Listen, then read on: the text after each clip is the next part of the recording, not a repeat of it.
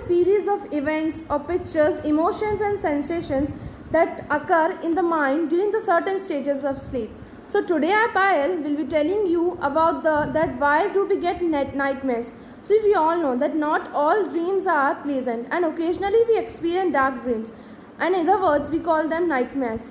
So today we'll be diving into the world of subconscious to learn what really going on inside our heads at night. So today let's find the answer of the disturbing question that why do we get nightmares.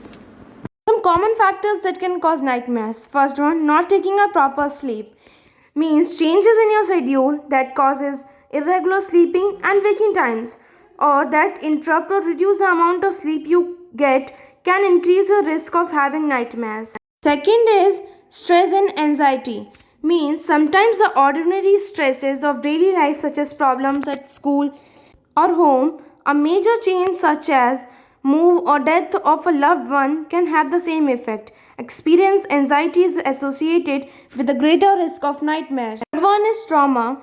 Nightmares are common after an accident, injury or other traumatic event. Nightmares are common in people who have PTSD. And fourth can be other disorders such as depression and other mental health disorders may be linked to nightmares. Nightmares can happen along with some medical conditions such as heart disease or cancer. Having other sleep disorders that interfere with adequate sleep can be associated with having nightmare.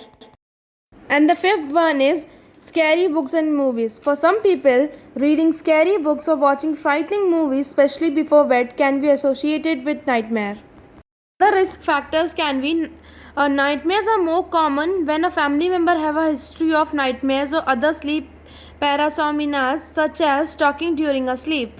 Complications. Nightmare disorder may cause first, excessive daytime sleepiness which can lead to difficulties at work or school or problems with everyday tasks such as driving and concentrating. Second, problem with mood such as depression or anxiety from dreams that continue to bother you. Third, resistance to going to bed or to sleep for fear you'll have another wet dream.